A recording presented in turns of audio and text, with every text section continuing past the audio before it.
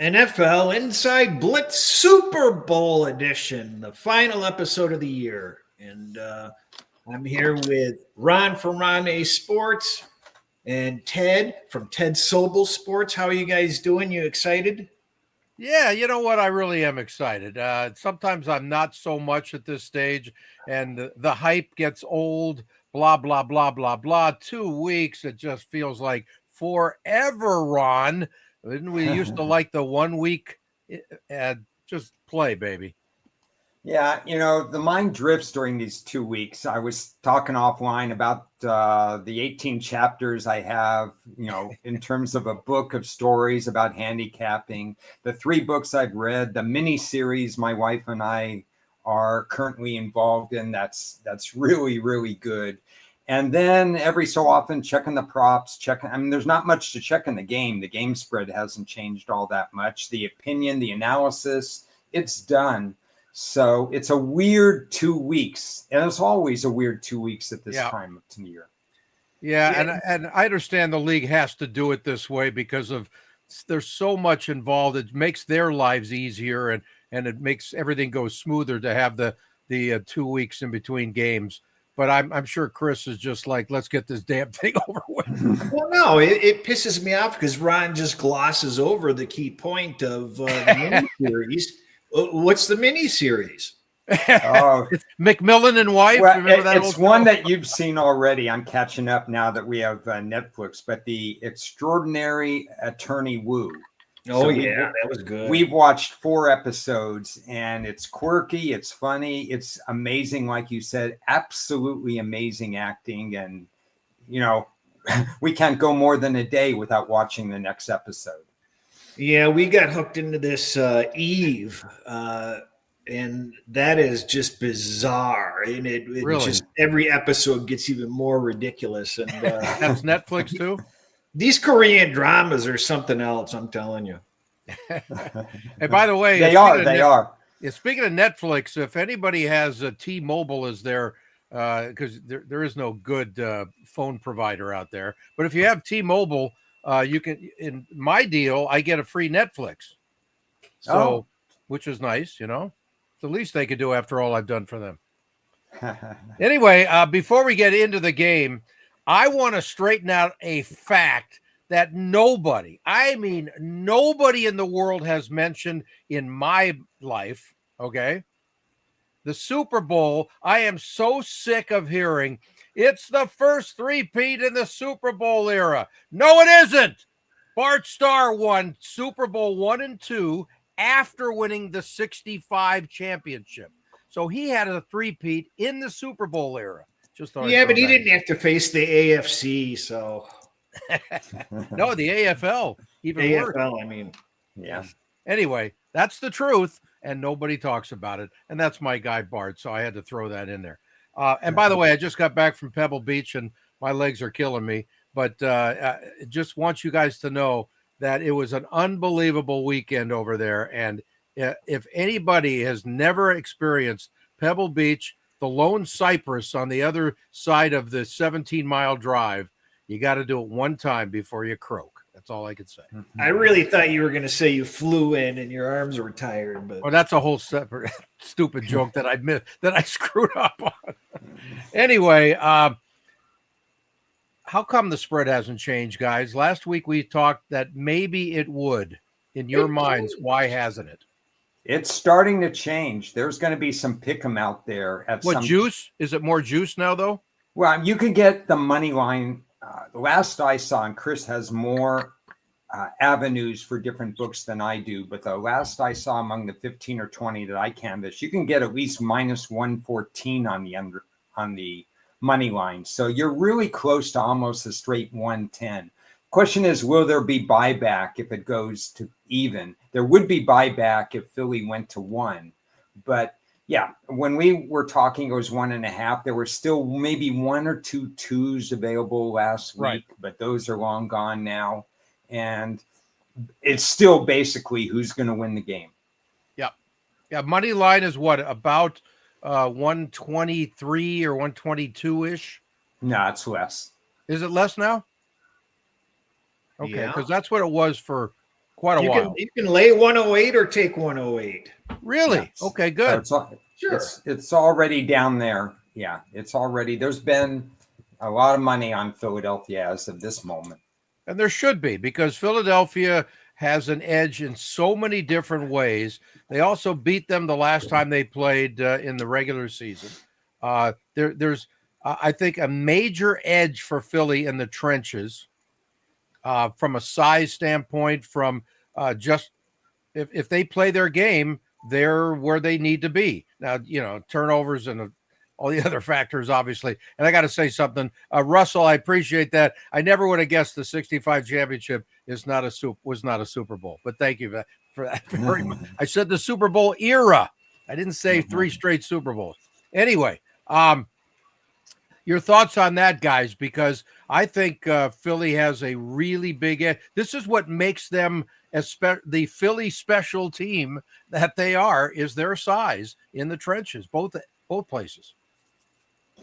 And they should be healthier. Yeah. Brandon Graham is maybe a possibility to come back from as well. Who knows, what kind of shape he's in. I think I could come up with 10 reasons why Philadelphia will win and 10 reasons why Kansas City will win. My pick is based on the fact that I think one set of reasonings is higher regard for me than others, but there's certainly a path you talked about Philly. There's certainly a path for Kansas City. And I've heard a lot of people talk about one of the paths is that a lot of Philadelphia's work has been done while ahead, and they haven't been behind that much. What will happen if Philadelphia falls behind? Now, they did in 2023, as I had mentioned before, fall behind by 10 points to Kansas City and come back and win that particular game. The big question is, in a Super Bowl, are you going to stray from what got you there, no matter which team is behind by 10 points? Because if Philly has to rely solely on the pass, that could be a problem for them. And conversely, if Philly can make Kansas City solely rely on the pass, it makes the job easier. So there's a lot of point counterpoint in this game. Right. Any thoughts, Chris? I'm updating my alternate lines in case you're wondering what I'm doing. Yeah, and what are they, please? Well, I'm updating them, Ted. Well, you can speak out while you're updating them. I'll fill you in later. Okay, I appreciate that. Well, Chris can respond in terms of game flow. What are the challenges that each team face, or what do you think is going to happen? Because there's a cross between, they're not going to be like Kansas City and Buffalo where they're ready to go right out of the gate, like I thought. And they're not going to be so timid because these teams are so used to being in this spot. So what's the median point where this game flows at the beginning? I don't know. Why does it feel like a turnover of some sort, or something goofy is going to set the ball, rolling in this game? Yeah. I don't know. We discussed it last week and kind of agreed that we thought that this game would be back and forth between the 20s and might hit some resistance in the red zones. Right. One stat that really caught my eye is that it's the first time Mahomes is facing a number 1 rated defense in the league in the Super Bowl, which obviously doesn't happen that often. But quarterbacks facing the top defense in the league in the Super Bowl are 3-11. That's an interesting stat. There's a lot of stats that actually, or history that favor Philadelphia in this situation. Absolutely. I'm at a loss right now. I got so much stuff on my mind, but having to do with against the spread, regular season against the spread record, and regular season win-loss matchups are extremely favorable for Philadelphia based on the last 20 years of Super Bowls. My question to you, Ron, is against the Philly D, since Kansas City is the RPO Kings of the National Football League, how does that match up in this game specifically, do you think? Yeah, so Chris and I talked a little bit about this. Yeah. Kansas City's defense was one of the first to actually draft for speed. Nick Bolton and all those other guys. And everybody started recognizing speed is important on offense, except for maybe the Chargers for a long time. But everybody else kind of looked at that. But speed defensively, only the last year or two, and I think Kansas City was ahead of the curve there, where they got a little bit lighter. They gave up some yards, especially against the run, even though they stiffened a little bit this year, where they started to balance some of that speed with a little bit more bulk. So they might be able to contend with Philadelphia on the outside. So from a defensive standpoint, Kansas City might be able to seal the edge off a little bit, but I still think Philadelphia is going to test them in terms of running right at them. Right. And Mahomes facing Vic Fangio has been extremely successful over the years, as we talked about previously.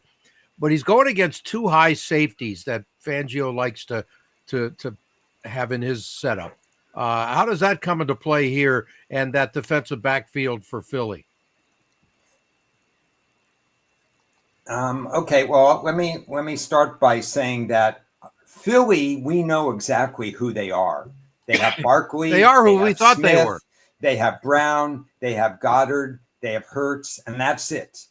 On Kansas City, on any 1 week, you could have Watson out there. You could have Noah Gray. You could have Pacheco out there. You could have Sky Moore. Pirine.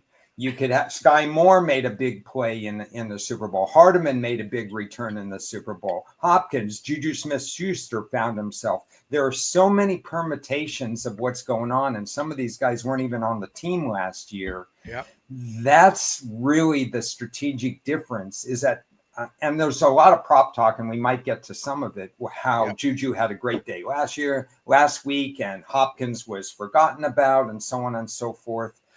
I think people have to be careful that Kansas City isn't going to show you, and they're just not going to show you the same thing they showed you 2 weeks ago. That's not Kansas City. So that's a potential Kansas City edge. If at all they can establish the run, they could throw the whole playbook at Philadelphia.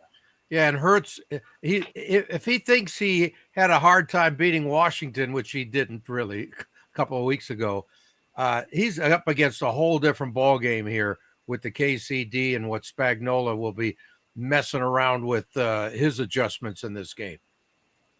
Yeah. And so from what I saw from Hurts is he was dead on accurate 2 weeks ago. He didn't throw high, one of the signs. He didn't rush things, one of the signs of you're not ready for the moment and stuff. That might be a ceiling, but I think he has enough self-confidence that he's going to try to do that again. And my belief of the Chiefs, even though they're going to try to blitz Hurts, and there's confusing things, but more people say that Hurts has a problem versus the blitz, and it may or may not be true because does he hit the big play or not? But the bottom line is the Chiefs aren't really a shutdown defense. They're just fundamentally sound, and they're able to make adjustments in game, like we saw late in the game against Buffalo. It's not that they're fantastic, in my opinion, but they make these adjustments. Right. Well, he's just got to get rid of the ball faster. Well, that's it. Yes. It would be great if Cris was standing on the sideline saying, "Throw the damn thing already." That works every time. Besides the obvious who wins in the trenches is always about every game, but specifically in this one because I think of the size advantage for Philadelphia. I think the most important battle of this game is on the sidelines and who wins the DC of the day. Who is the best defensive coordinator to make the right moves at the right time in this game? And this is what I wanted to focus on, guys. I got 2 interviews, one with each defensive coordinator, with Fangio and with Spagnuolo. They're both a little over 3 minutes long, but I think they say a lot, and I wanted to stress that in this show. So let's hear first from Vic Fangio of the Eagles. The game's always changing. I mean, it was starting to change then, but what people don't realize is they think it's a passing league. and it is to a degree, but my first 3 years in the NFL were 86, 87, 88. Great stat. If you compare them to the last 3 years in the NFL, 23, 22, 21, there's only 4.5 more percent passes than there was back then. And to put that in perspective, so for every 20 plays, there's one more pass. So they're still running the ball. They're just doing it a different way. The fullbacks disappeared. There's a second tight end who's a good receiver or a third wide out on the field. So the run game is a little different. And but they're still running the ball. Is this part of your analytics that you talk about? You know, you have your own set of analytics that you like to go by. Is that part of it? Is that a little glimpse into it? Nah, that's just fact. You know, that's just fact. Have you ever had a group this young be this great? I don't think so. Not this young, you know. Again, one of the local media guys in Philly has said it several times. We're the youngest defense in the league. I looked it up. I've never. That's right. It's you. You snuck in here, and I've never fact checked them on it, but I trust them. It took me like 5 hours. Well, he's the oldest guy on the beach. Yeah. Me and him. That's with Jacoby, though. That's like it went up a little. So yeah, they've come around quickly. They have the intelligence and the makeup to come around quickly. At some point there in the middle of the season, we figured out what kind of style we need to play with these guys. That's helped. And they've just gotten better and better and better. Is there a level of naivete to them that they're in this? Yeah, probably. Probably. But, we've had 3 playoff games, so Yeah. that will harden you a little bit. So when you talk about Patrick Mahomes to your Mahomes what? when you talk about him to your young group, what are your key talking points to them about facing him? Well, obviously, we got to be able to defend when he starts scrambling. Hopefully, we can keep him in there enough. But they watch the tape, they figure it out. We show it to them. When you come to it, At some point in the season. Yeah, we don't pressure a whole lot. We've had games where we've done it more than others. It kind of seems to fit our players. At one time years ago, I pressured as much as anybody in the league. But you got to adjust to your players. when you come to a new team, what's the first thing what's your first priority to try to kind of set your system in place and win the guys over? To tell the people in charge of acquiring players what we need and what kind of players we need. That's first and foremost. And then once the roster's in place, then what? Then we got to teach them, start from ground zero. It's all fundamentals and technique. That's all it is. And the team that does that the best, provided they have enough talent, you'll succeed. There you go. So that's Vic Fangio. I don't know if Dan Chambers is saying that means me or Fangio is the old man who's here today. But either way you look at it. There's something about Vic Fangio going home. He's not from Philly per se, but he's not far away. He's born and raised in Pennsylvania. And a chance to win his first Super Bowl in his basically hometown team. That's pretty awesome stuff right there. And the combination of him and Howie Roseman putting together this defense has been spectacular. Yeah. Right, guys? Well, go ahead, Ron. Okay. I was waiting to see if Cris wanted to enter in. I was going to say. The points I took from the Fangio interviews were really at the beginning when he mentioned only 4.5% passes. But the game has changed because even though that's one more pass, if you really look up the accuracy of quarterbacks, the RPOs, the shorter passes, almost like the push pass, as I call it, you're talking about 2 to 2.5 more completions. even though you just have one more pass. And as Cris knows, because for years I gave him stats year by year, how many sacks and so on and so forth. Yards per carry rushing in the NFL from 1991 to 2020 never moved. Wow. And in from 2021 on, there's been a shift up from 4.1, 4.2 to carry up to like 4.3, 0.4, 0.2 yards per carry, which doesn't sound like a lot, but it's an enormous increase. It's easier to run than it used to be because offenses are different than they used to be. Yeah. I like the way Fangio spelled it out, though, because he's lived the entire few eras in the NFL, and nobody knows that side of it any more than he does, because it's been a whole part of his life, Well, he feels so comfortable and matter of fact about it, and exactly. I like the clarity of how he just explained about getting the right players, and that you can teach them pretty much anything unless they're morons. Yeah, and by the way, I edited that all together. There was several more minutes of that, but I took out a few things because I didn't want it to go too long enough as it is. But I wanted to stress, though, that how he said they did a great job of getting the right guys at the right position and the type of guys that he can teach as well.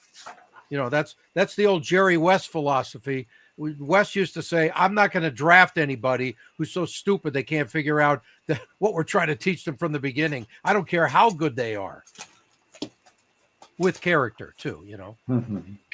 Anyway, let's hear from Spags. Same thing. We got a long Q&A, but he says it's some pretty good stuff.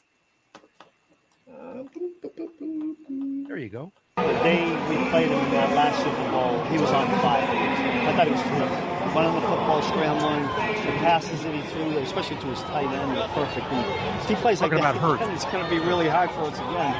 They scored 35 points, which was hard on us. If we can find a way to hopefully slow him down a little bit, not allow those explosive plays, that's the best chance.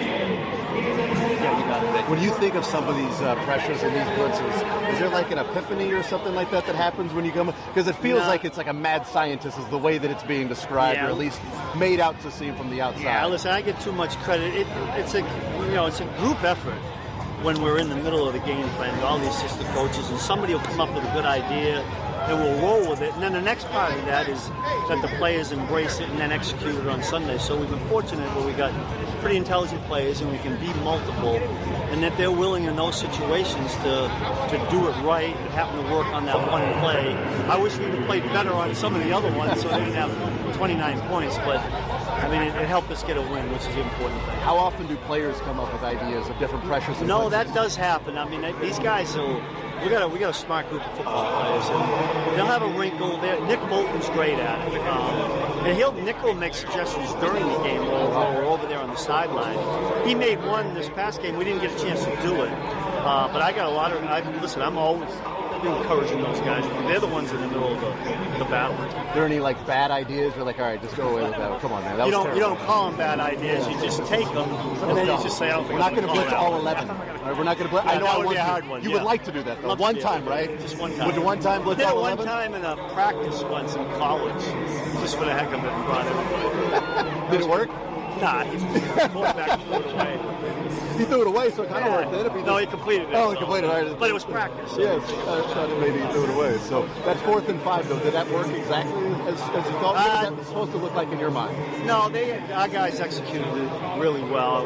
We got the right look. It just happened to work that. It doesn't always work that way. And now I will say this on that play. I thought Josh Allen, for him to get the ball down the field as far as he did, with the pressure he had, I thought was unbelievable. And I mean, they almost made a catch, but went the other way too. How are you guys such a good tackling team? These are the two best tackling teams in the league that are facing off on Sunday. Listen, our assistants, that goes back to our coaches, and they're the ones that have got the hands-on. We're working on it all the time. We never overlook that in the course of a week, and I think the players embrace that. Yeah, both really challenging. I mean, listen, you don't get in this game without going against an offensive unit that's going to be really good. I don't see a weakness in the Philadelphia's offense. I really don't. I mean, the quarterback, running back, the O-line, all the weapons they have outside, at tight end. So if we don't play, we got to play as with our best chemistry as a unit on as many plays as we can for as many plays as we do play, and try to limit what they do explosively, which is they can get explosive runs with Saquon and explosive passes with Jalen Hurts. So if we have too many of those, it'll be a long day for us. Yeah, Saquon feels like eventually, if you keep giving him a chance, he'll hit the home run. How do you stop that? How do you limit his carries? Maybe? Well, you can't take a play off. I mean, we talk about all 11 guys have to assume they're needed. Like, just because the run went away from you, don't think you're not going to be needed on this play, because somewhere Saquon's going to find a little seam. And when he breaks out, we got to have somebody to stop him. Coach, I like to say when you play the Eagles, it's 1st and 9 because of the tush push. Does that go into your mind at all? I like that. Can I steal that? Yeah, a little bit. And that comes back to you don't really want to let them get in 3rd and 1, 4th and 1. And that's a pretty good challenge. And that's why 1st and 2nd down is going to be a big challenge for us. When you get a stop and your team is down by 6, how confident do you feel Mahomes on the other side there is going to go win you the game? Yeah, the one thing we talk about it as a defensive unit all the time. I mean, when it doesn't go great for us, because sometimes the ebb and flow of the game happens like that, we always know that we come over the sideline, get ourselves together, because we got a quarterback on an offense that will find a way to get us back in it. And our guys function that way, and I think we obviously get a lot of confidence. There you go. So that's Spags, and he used the term "find a way," which I stressed last week's show. It's the greatest find-a-way team in the history of the National Football League. And there's another guy, Patrick Mahomes, who's going to use that term in a minute, too. Let's hear, though, from Eagles head coach Nick Sirianni, who says he's learned a few things from the Super Bowl a couple of years ago, and maybe it's going to be a little different the way they're preparing for this baby. As you go through any game in the NFL that you play, any game really that I've been coaching, as you play, you kind of you think about the things that you did well.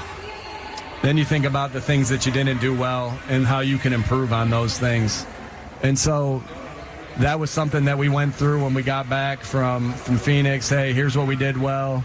Here's what we didn't do well. And you try to get better from those things. And I won't get into the things that were changed through the daily organization of a Super Bowl week, but there's some things that we're doing a little bit different, to try to get better from our last experience. I think adversity does something to you, right? And if you embrace adversity, it can shape you to who you are.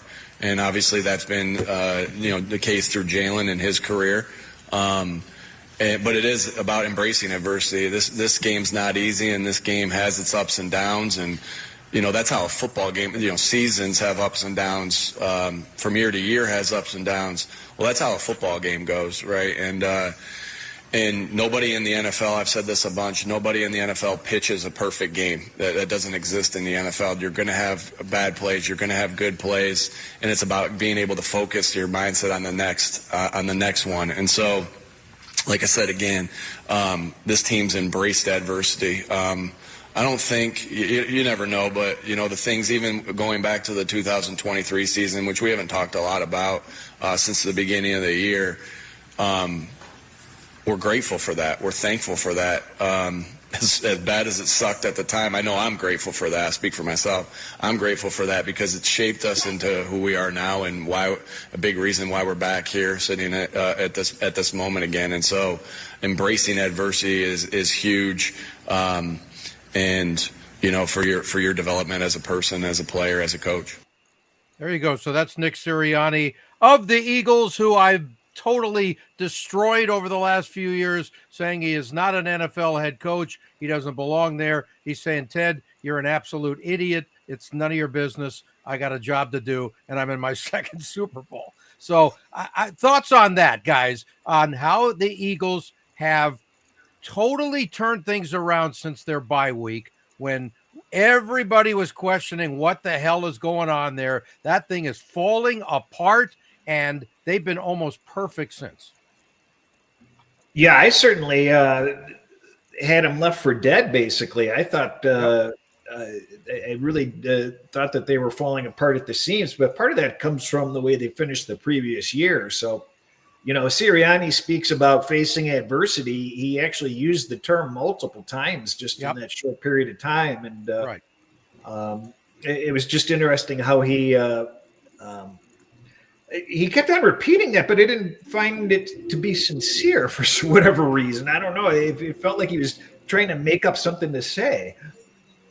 I don't know. I don't agree with that, because I think Sirianni pretty much speaks from the heart, because if he didn't, he wouldn't go on and on with long answers. He would just try and get them over with. And that's one of the things I appreciate about the guy, that I think there's some heartfelt thoughts in his responses. It's interesting that Russell brings up the fertilizer quote, because that's the very first thing I heard out of his mouth when he was introduced as head coach. He was talking about, I thought he was a gardener or something like that. I had no idea he was going to be an NFL coach. Yeah, and a lot of fertilizer since then too, by the way. We've all had tremendous doubts about him, but the bottom line is, regardless of how he speaks and how he acts or whatever, there's an offensive coordinator, there's a defensive coordinator, there's a coach who has to be the leader of the whole organization. And adjustments, he's made them twice. The first year, when they were passing 40 plus times a game, they had their new coach early buy, and we've said it a billion times. The team flipped completely after that. And this year, to Chris's point about, and your point about the buy, they flipped it around again. The chemistry with Barkley started to work. A lot of other things came into place. Remember, they started 2 rookies in the secondary. They made adjustments. They used the bye possibly better than at least 30 other teams in the NFL, and that's why they're in this game. And even though twice, it's bizarre that they've come out of buys so well. Yeah. Mm-hmm. And you have to give the head coach a lot of credit, even though I still have my doubts about how much credit he deserves, as opposed to, for example, what Fangio's done with the number one offense. The number one defense, turning them around and being as special as they are. But I'm trying to be as flexible with my brain and my heart as possible, and give him all the credit in the world, because he deserves it. But I still have my doubts how much he's had to do with that. But he's fair. He's the guy. He's the CEO. No, that's fair. I don't think he should be in danger of having his job fired or anything like that. Right, I think he's proved his competency. Is he one of the greatest? No, there's a lot of praise to go along. You've got Kellen Moore. You've got Fangio, like you said. You've got Hurts, who's been a winner. You've got a lot of different stuff. But the bottom line is, if I have to give credit to what's the number one reason Philly is here, it's simply Howie Roseman. Oh, well, there's no doubt about that.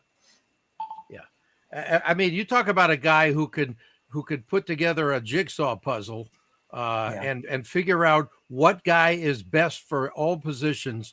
And they've not been in the greatest spot in the world to have fantastic drafts, as far as where they've been successful over the last decade, but he still finds a way to get the right guys, the right pieces. Yeah, I mean, you wonder why Jacksonville's always at the bottom, and why some of these other teams are always at the bottom. Because they have incompetent GMs. Why do the Jets do what they do? Why do there's so many stories. Howie Roseman made 8 trades last year in the draft. The bottom line is, there wasn't that much difference in this draft. He traded, in the end, it was the difference of trading a second for a third and the 6th. But there was one other difference. He added 3 picks in this next draft, supposedly, and I believe this because I've done this for 40 some years, a deeper draft than last year. He has an extra 3rd, 4th, and 5th round pick in the next year's draft without sacrificing anything this past year. And he stopped drafting. He still drafted 9 players or something. He stopped drafting at pick number 190. And the reason being that no other GM seemed to understand, there weren't 200 quality players in this last draft. So he stopped. He got all the players. He got the same number of picks he had before, actually added 1 from what he had, and right. Got a 3rd, 4th, and 5th in this coming year. It's masterclass. Right. And they're not here by accident. I mean, that is the key reason why they are here. Sirianni or no Sirianni. Let's hear from Travis Kelce, who had a really interesting response on dealing with 2 weeks of hype, which is what we just talked about. You know, my first Super Bowl ever, I really, I got caught into the hype.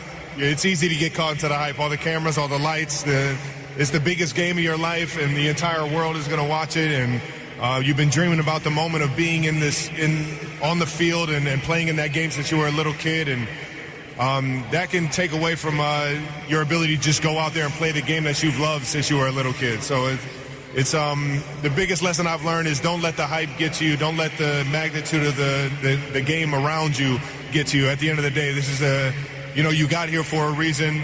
Your team got here for a reason. So lean on them and don't let the moment be too big for you. There you go, Travis Kelce. I mean, it's obvious, but it's not something talked about enough. How many guys get to play in it 5 times? I mean, that's a whole different story. Of course, that helps. And by the way, let's see, what's the gentleman's name? Is it McDuffie? How about 3 seasons in the league, 3 Super Bowls? That shouldn't be legal. How awesome is that? Spoiled.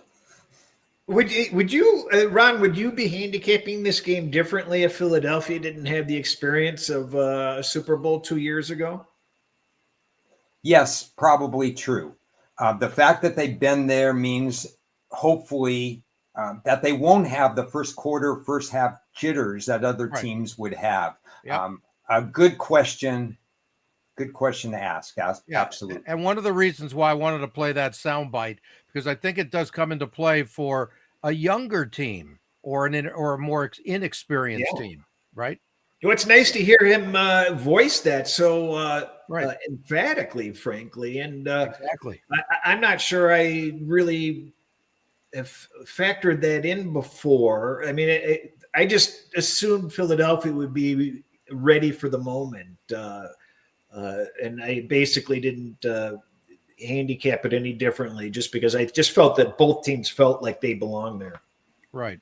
Well, one of the other things, though, was the fact that I wanted to keep in the question with Fangio about the young defense. That's another thing. That's a young defense that's going against Patrick Mahomes, who's like basically, okay, baby, I'm going to test the hell out of you. Yeah, and Patrick Mahomes exposed the middle of the field against Buffalo, who, let's not pretend they didn't have a great defense and whatever.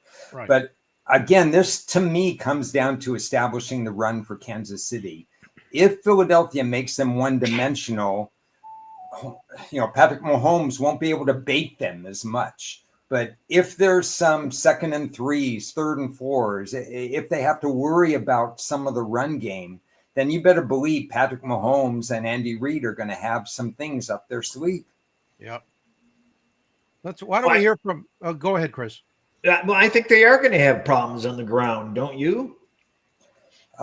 I'm shaping my portfolio as if that's going to happen. And if it doesn't, it'll cost me, because I don't think, for as good as Hunt has been at pushing the pile, I don't think he can push the pile against a Philadelphia defense that's really stood the test of time against the run most of the time. And even a Washington team that in the last couple of years have run for 150 yards against them, it took 35 carries and stuff like that. It's not one of these. I haven't seen a team, and maybe I'm all power to Kansas City if they do it. I haven't seen a team run 26 for 130 against this Philadelphia defense. Exactly. It just hasn't Just happened. Another example of how the big edge that the Eagles have, and what do the Chiefs have to do to overcome that? Is Andy Reid going to totally outcoach Sirianni, which on paper he should, but it doesn't give you guarantee anything. But you still, you want to have that edge, no doubt. Let's hear from Mahomes, though, who I have stressed for years. This is a quality guy, and I think he truly means it. And if you look at his face, which we're not going to do because we can only hear it, but if you look into his eyeballs, he means it. He doesn't give a damn about his stats. Let's hear it. Yeah, Super Bowl is always top of the top, and to be able to have this opportunity to be in this game, it's always special. And so we're just going to go out there and lay it all on the line. I mean, we've worked so hard to be in this game, and I'm proud of my teammates. We're one win away from going out and completing history, so I'm excited for it. You are already considered one of the greatest quarterbacks of all time. How does that type of talk make you feel?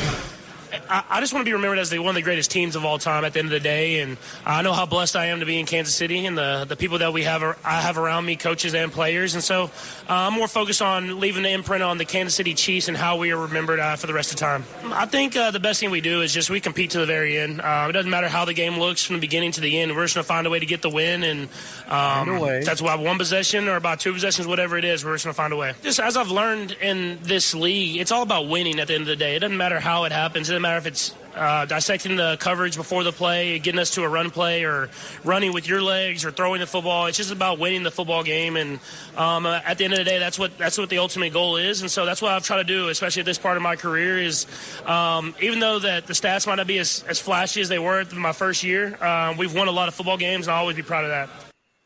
There you go. Find a way, the best ever, for a long stretch of time. It's really incredible what they do. Russell Saylor talks about Hunt on the outside. The real X factor in this game is the emergence, something we touched upon, Cris and I, on Tuesday, but the maturation of Xavier Worthy as a rookie. And he is a threat on the outside because he has blinding speed. Philly knows that. Casey knows Philly knows that, but they're still going to scheme to try to make that happen. And that's one of the important parts of this game as well.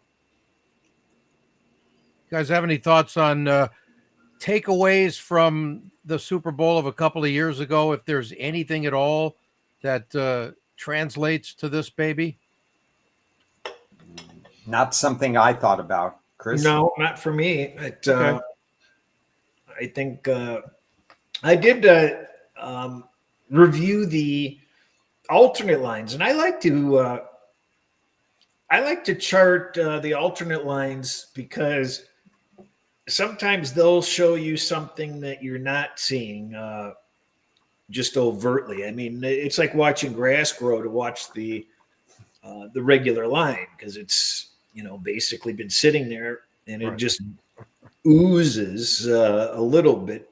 There's no flurry of activity at all. So the only way that you can find anything changing around is to, take a look at the alternate lines, because there's a lot of people betting those and moving those around a little bit. I think as they become more popular, but you have to be really dangerous with the alternate lines because, for example, if you like taking the points, you don't want to be doing it at DraftKings. Every single one of their alternate lines are complete and utter ripoffs, right up and down.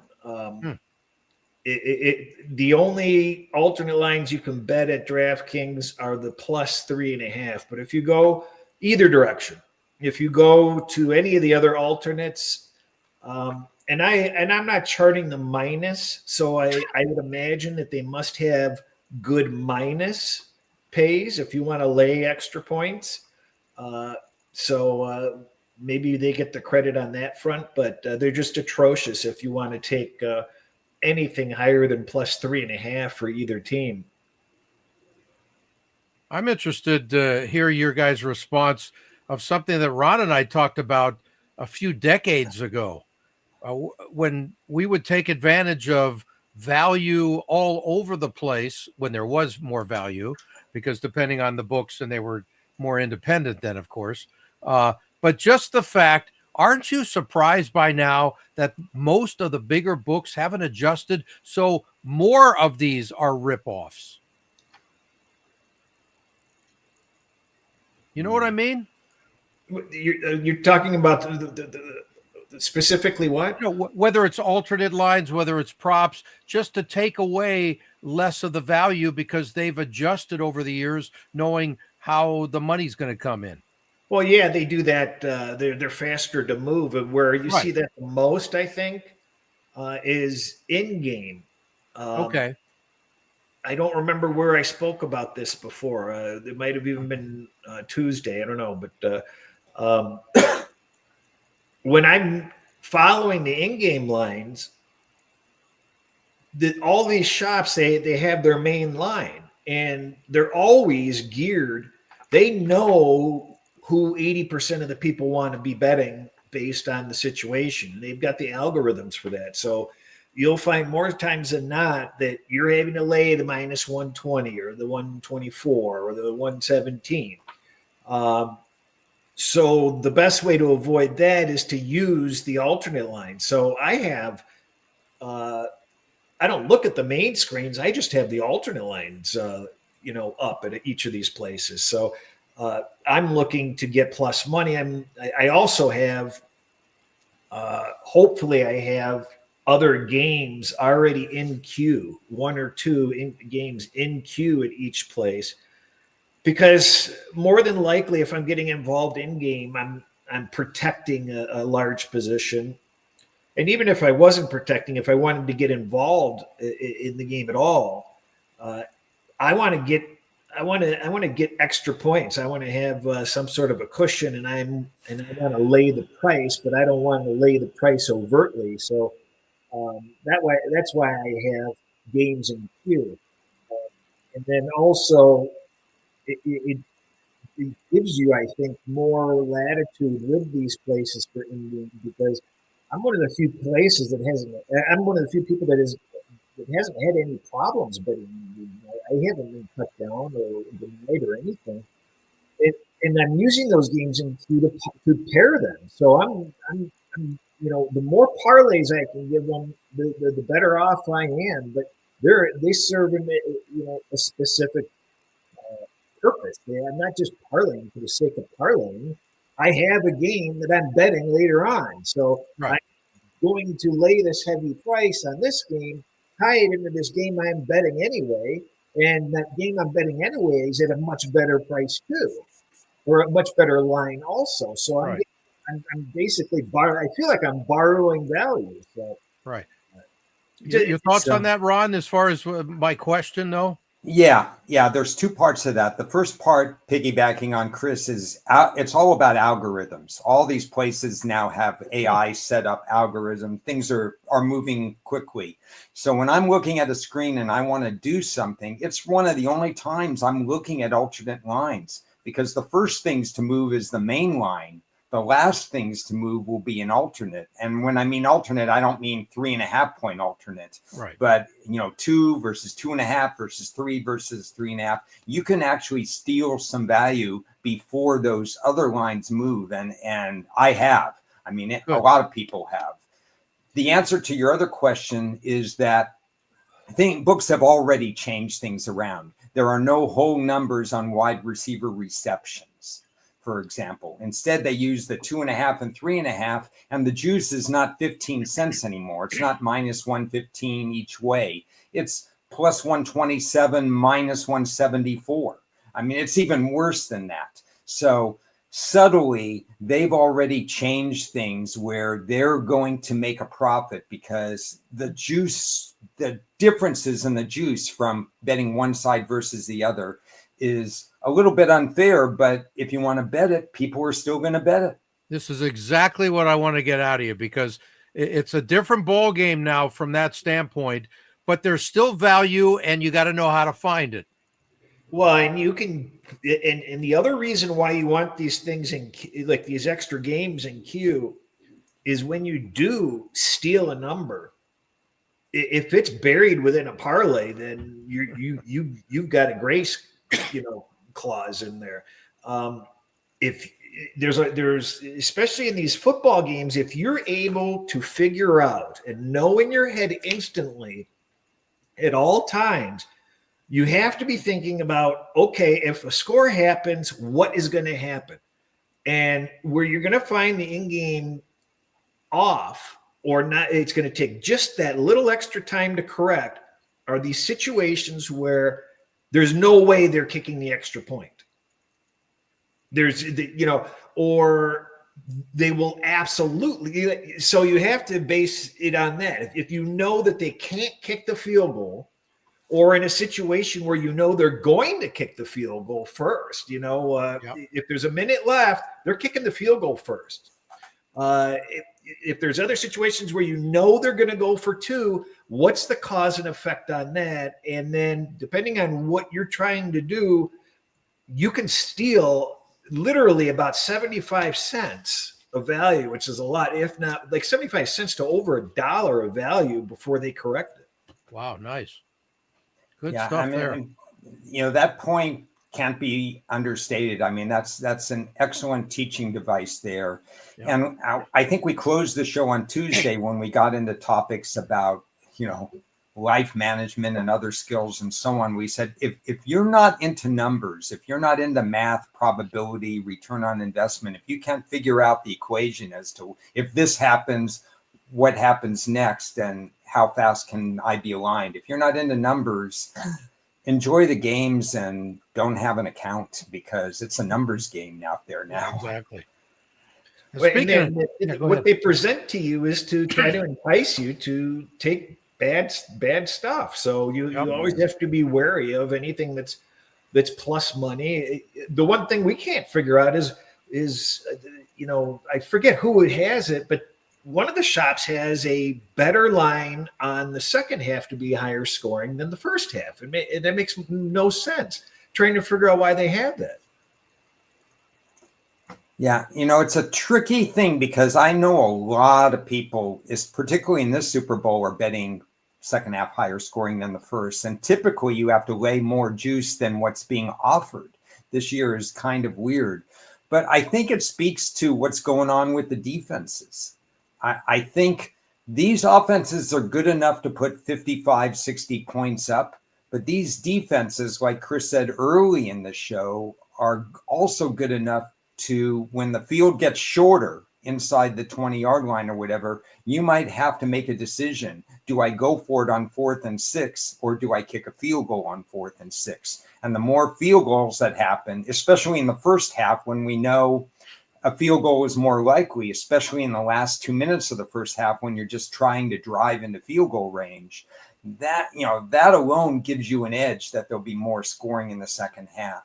But it's a little strange dynamic if you think the red zone is going to be tougher. I don't think you're going to see something like last week.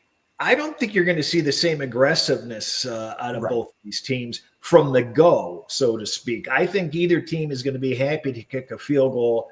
They're not going to do something like Washington did, where they're just going for it, over and over and over again first drive. I think these teams will settle for field goals.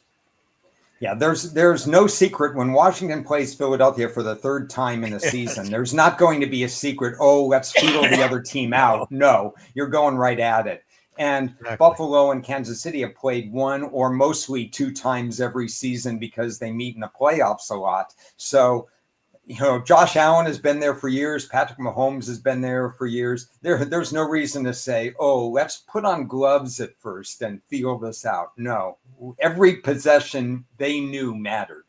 How about a guy who's been there for years, and Andy Reid? I love this stat, and I'm bringing it back, even though it's not exactly correct, but isn't a 2-week period between games like coming off a bye, or am I dreaming? Yeah, it is. Right? Andy Reid off a bye, 12-0 when leading at the half. Just something to think about in the back of your mind. Yeah. Well, you talked about the coaching, and, for people who like Philadelphia, you're trying to ignore the fact that Andy Reid is on one sideline and Steve Spagnuolo is on the other sideline and so on. But obviously it's more than that. It's players and stuff like that.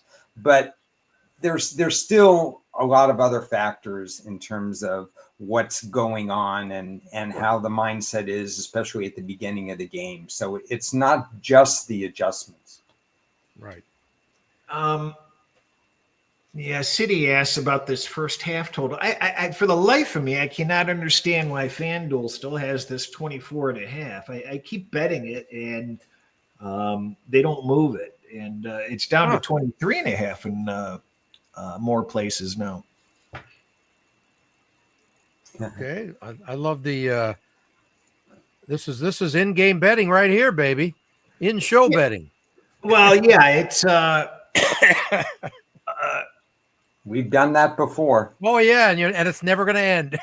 The 24.5 under 35, in my opinion, is good value. There's stuff that you can do with it, even if you don't like the play itself. they can get a pretty cheap, middle on it in various places at some point. Right. By the way, go ahead. Ron, I'm getting back to what you were just saying. I've got a funny feeling. I don't know. I'm starting to think this game could go under. I keep on waffling on this because I don't know why I feel like the second half, these teams can stretch out the game more for some reason, if that makes any sense. And it doesn't mean that the first half has a lot of scoring, but for some reason, it could be a boring second half. I think some ways, don't you think that both defenses are making it a little difficult for long drives on either side? Yes. No, they're willing to give the little. They're willing to give up the little stuff until they tighten, right, Ron? Yeah, I think that's what Ted was saying, is that you're not going to be able to march down 4 plays, 80 yards. The only thing that could happen there is certainly a Barkley run could happen, but Chiefs are aware of that. A worthy, play, that kind of thing, or the pass to Brown from Philly, which I think does have to connect at least once for Philly to stretch the field. And like I've stressed, they are going to try that to Brown, I think at least a couple of times, if not 3 times in this particular game. Yeah. I want to answer Chris's question just briefly as to what the over-under part and so on. I'm trying to wrestle with the fact is, if you think Kansas City is going to win, does that make it more likely for an over or an under? And if you think Philadelphia is going to win, does that make it more likely for an over? That is a tough one to answer, I think, in this game. It is. On the one hand, Kansas City would be more pass happy if they got behind. They might be anyway. Right. And in that particular case, if KC gets behind, I think you are going to see some more scoring one way or another. Maybe Mahomes, who has been completely turnover free, finally throws into coverage or something like that, sets up a short field, or he just has success, or there's more hurry up. But if Philly gets behind, maybe that isn't the case, because when Philly got behind 10-0 in 2023 to Kansas City, middle of the season, right away, 10-0, the game only closed 21-17. I just keep on waffling too much on the full game total. It's a tough one. And you know what? And the very best thing to do is to just leave it alone, because it just, you can talk yourself into circles, and that's the worst thing that happens, is the time and the options, and you just start adding bets that for the sake of adding bets. There's no requirement for me to bet the total, so why do I waste it? Exactly. I was going to say, why are you wasting time thinking about it? But the thing of it is, we're brainstorming right now. This is already 11 days into the postseason. We're brainstorming, and the chat is right. Thank you for the kind words.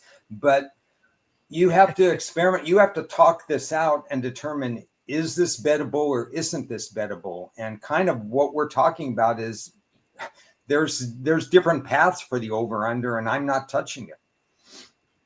I don't blame you. Consider sports betting a side hustle. Do you? What's the only side hustle involved is trying to get neighborhood bookies in accounts and to preserve your main accounts. Account preservation is the only side hustle, as far as I'm concerned. I think it's more of a side pain or a side ache than it is a side hustle. But what do I know? Yeah, if there were days of podcasts, it would have be very interesting to replay my last conversation with Five Dimes Tony, whose name really isn't Tony, but who ran the place, and he wasn't known to be a calm, collected individual, but we had about a 7-8 minute conversation, and account preservation was part of that discussion that didn't go my way. For those that do not know the story, Tony met the end through a kidnapping. And, Yes. Yeah. And Ron had nothing to do with it as far as we know. Well, No. Although 2 weeks, the kidnapping took place 2 weeks after I was left the company, so to speak. Yes, exactly. And that's why people are still wondering. That's a coincidence. Okay. They paid the 800,000 ransom. And, Toma, if I ever write my book, I have a tremendous Dick Vermeil story, and Ted was a part of it. You're going to have to remind me, because I have a few Vermeil stories. I just want to say he's always been known for crying, right? The chapter of the book is called "There's no crying in football."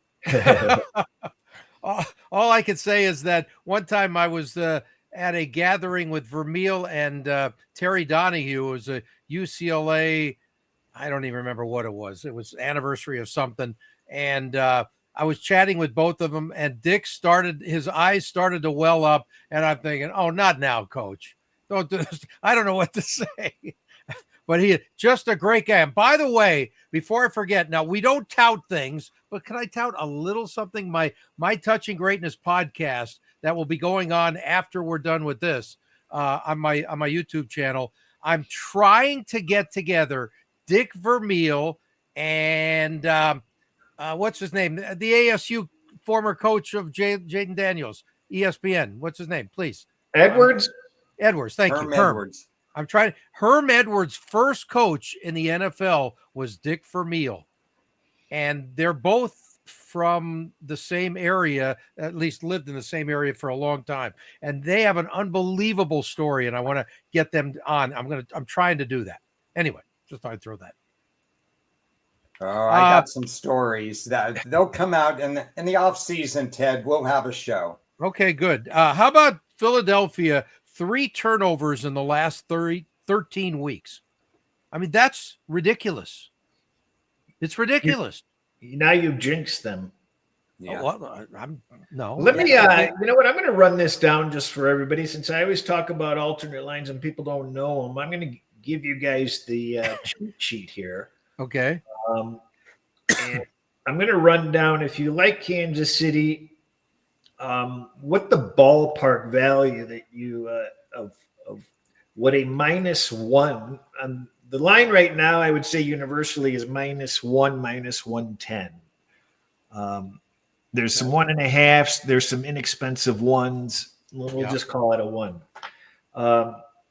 So the equivalent value on the alternate lines on the Kansas City side is +3.5, about 191.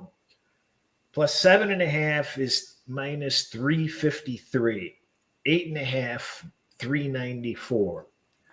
And 10.5, 495. You go to the Philadelphia side, and you can actually get good prices at all the places on this. The +3.5 is -174. 6.5 -246.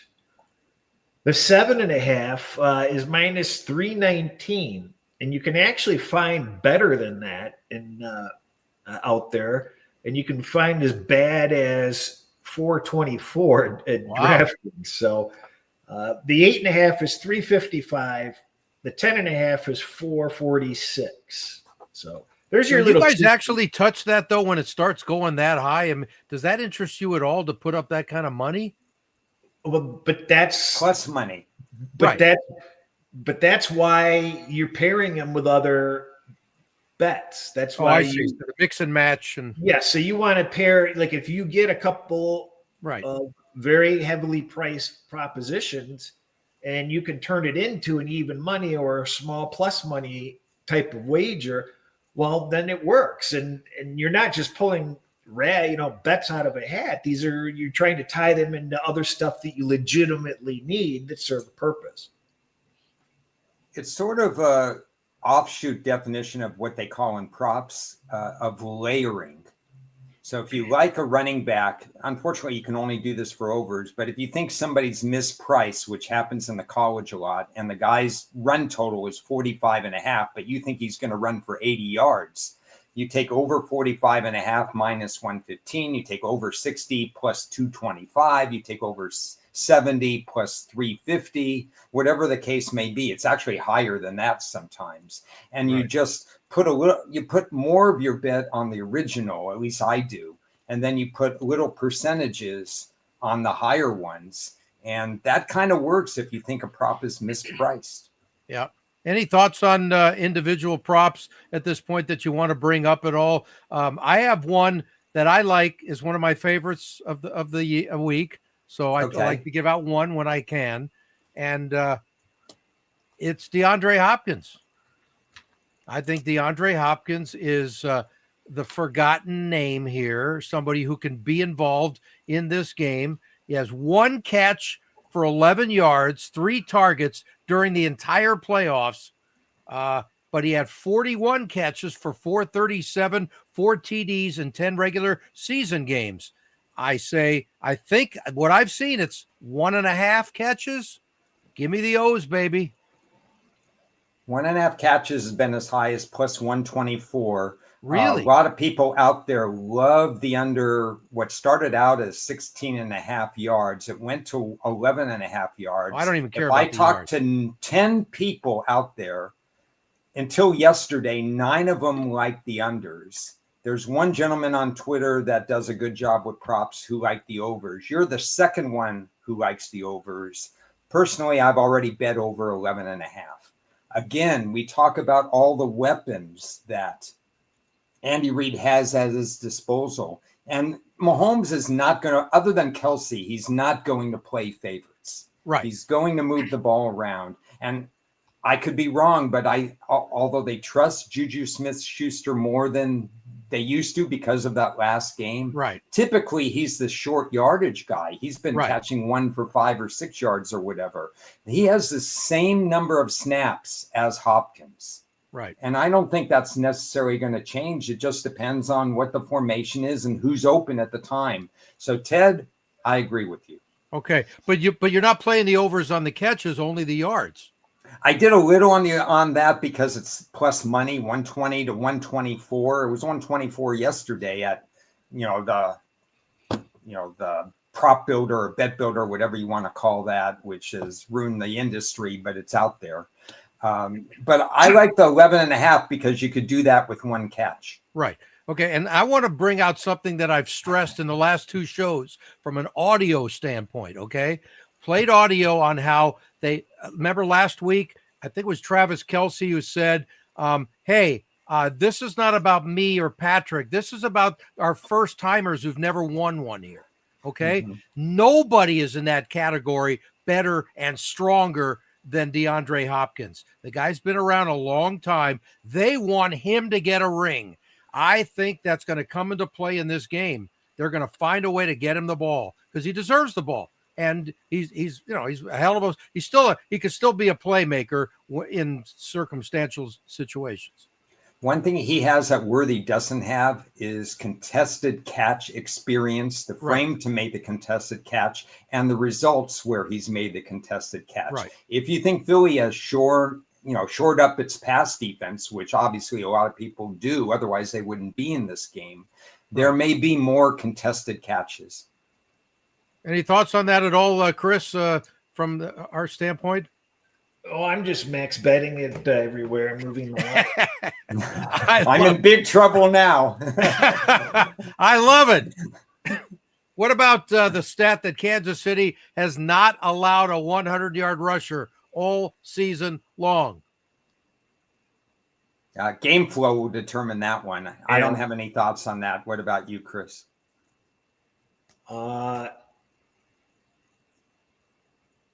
Nope, I have no thoughts on that.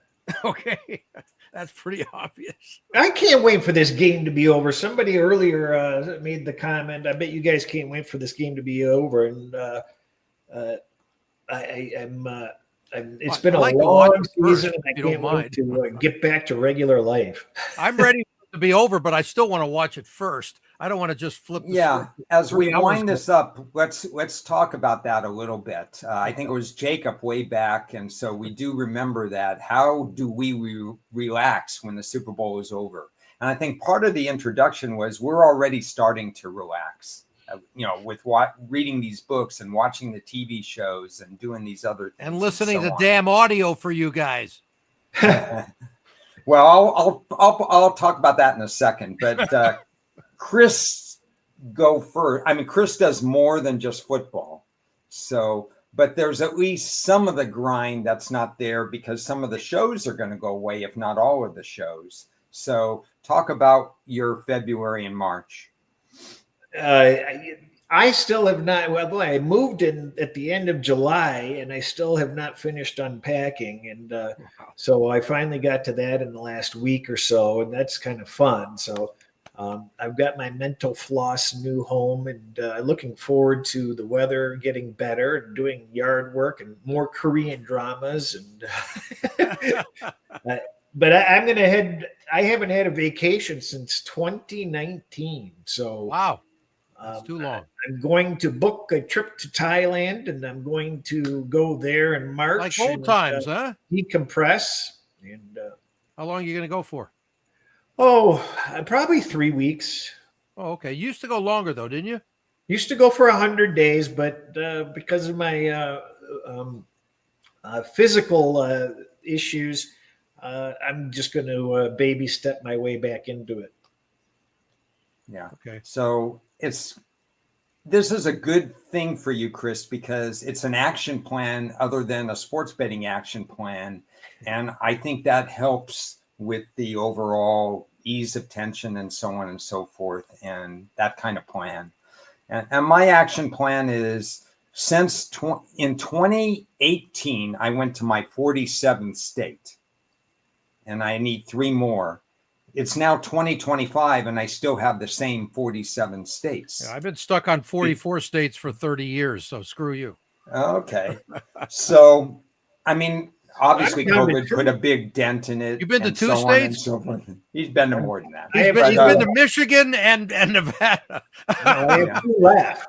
Oh, yeah. 2 I thought you meant only 2. Really? You've been to 48? So you guys are right in the ballpark there, but we're going to try to hit the 50, this, spring and summer and stuff like that. What states I need Oklahoma, which we're going to go to in March. I've been there. I need Minnesota because the airport does not count. And I have only been to the Minnesota airport. And then like everybody else, I need North Dakota, which will be our 50th state. Okay, and Minnesota, good. North Dakota, we're going to try to tie it together in either June, July or whatever, so that we can hit both and get out of this 50 state mode. I got Oklahoma out of the way. I got to make it to Alaska still. Alaska, what's the other one you need? Do you got 2? Oregon and Washington, if we're not counting airports. But see, I spent so long at customs in Seattle. He wants to count that. That is great. Over under 3.5 hours. If you spent more than 3.5 hours in customs, you could count it. I got to Norman, Oklahoma one time, Ron, and that was 1980 with my UC Irvine Anteaters when we were in the NIT, and we had a 19-point lead at halftime and blew the goddamn game, and I don't even want to discuss it. But that was my only time in Oklahoma. Puerto Rico, Canada might count as Canada soon will count. Supposedly. Yeah, 51st state in Canada, you get. Oh that yeah. And Greenland. So I do want to. Not a lot of preparation comes into this show on Chris's part or my part, or at least not compared to Ted. So I want to commend you, Ted, again publicly for all the audio that you bring, because it makes this show different. And some of the things work, some of the things don't work. But when you hear these coaches and you get these players and you have the microphone right in front of the rookie place kicker, or the second-year wide receiver of the Rams and stuff like that, to me it makes a difference. So once again, want to thank you for providing a different perspective to the show. Of course, you're welcome. It makes my day too. I like doing that, and it's what I've done forever. And probably even after I'm dead, I'll probably interview somebody. Who knows? But the other thing is one of the guys mentioned about the running quarterbacks in this game. Mahomes 7-0 with the Chiefs with a 40-plus rush game. And I'm wondering, you guys, what's the number on that, on his rush yards in this game? High 20s. Okay. Do you have a feel that he just needs a couple to get over that to do his thing? Because he's gonna run if he needs to. He doesn't care in this game. I would lean under. Okay. I just like that 7-0 stat, when he's 40 or more rush yards. That's all. I don't think I have a favorite state. For vacation wise, it could be Hawaii. For the one day I spent in it, fascinating to be around the fall colors of Maine and some of the places that we visited. But every state has a different appeal. We were lucky enough to visit certain things in certain states. I have a lot of good states. California is not bad, the one we live in, if you visit Lake Tahoe and places like that too. One of the highlights of my life, and Cris will laugh at this and should laugh directly in my face since he's a Michigander, but one of the highlight trips of my life was going to New Hampshire, moving there when I was 25 years old to do minor league hockey, call games on the radio. And the people there could not believe I was 25 years old and I had never seen snowfall. It was like, what planet are you from, you jerk? And I said, I'm from Southern California and I've been in snow, but I never saw it snow. So anyway, it was incredible. The first day they said it's going to snow in the morning. I woke up at 4:00 in the morning, looked outside and stared at its snowfall for 3 hours till I had to go to work. And the guys and the girls in that office couldn't believe it. Well, my wife lasted longer than that without really seeing snow. Okay. I don't think she didn't see snow until her late 20s. There you go. Okay. So it does exist. I'm not the only one. I feel better. Thank you. If my 5 places in the world, one of the 5 would be in the Upper Peninsula in Michigan, Chris's home state. I hated that because I was there in the dead of winter and you couldn't even breathe. The waterfalls there, literally, I could have sat and stared at them forever. I mean, they weren't waterfalls when I was there. They were ice. Yeah. Well, you just got to pick. There are actually a lot of good things about year. Michigan. Yeah, Houghton Hancock, right? Is that the neighborhood? No, I may get the Michigan pronunciation wrong, so I don't want to put it on screen. Yeah, that's the Upper Peninsula, though, isn't it? It's been a long time since I was there. The lake with the twin waterfalls. I haven't been there. I got to check that out. Just absolutely. I went to Venezuela just to see the highest waterfalls in the world. One more thing, travel boys. How many countries you guys been to? 33 as a guess. Okay, well, you're way above me. Yeah, I'm somewhere in the 30s. I'm in the 30s. Yeah, I'm only 20, so I feel like I'm way behind you guys. We're going to bring it in here, maybe future shows, but we have a map where we have all the pins of the places we've been. And that's how I know how many countries we've been. All right, guys. Anything else? By the way, a final thing, a pick on this game. I think Philadelphia has so many edges in this game. I think they should be favored, whatever, separate from the way you guys make your lines, of course. But I think they should be favored because they have everything going for them. And I'm going with Kansas City. Pick them because they find a way. That's all I care about. Just win, baby. Al Davis just turned over again. I'm rooting for a good game. And some of the good props and stuff like that. But we'll be back at another time. Cris will have various things I'm sure he's on. I'll be on in about a half an hour on another show. What are you doing, Cris? You're getting me dizzy. 31-23. My original score was 26-20. 5 touchdowns, 4 field goals, 1 missed extra point. But there's certainly a path for it to go over. But my small play will be on Philadelphia in this game. Yep. Oh, you are actually playing them. Okay. 27-26, Kansas City. Nah. +2, -111, bet 105. That's the place I bet it. We really appreciate everybody that joined regularly or Thanks for the irregularly comments. all year long. And it's very nice to have people following along. And We're proud of the fact that we sold you guys nothing and asked nothing of you. We never asked you to like or subscribe or do anything. So we just talk and BS, and we're very happy people enjoy it. Right. And now you can like and subscribe and buy my book.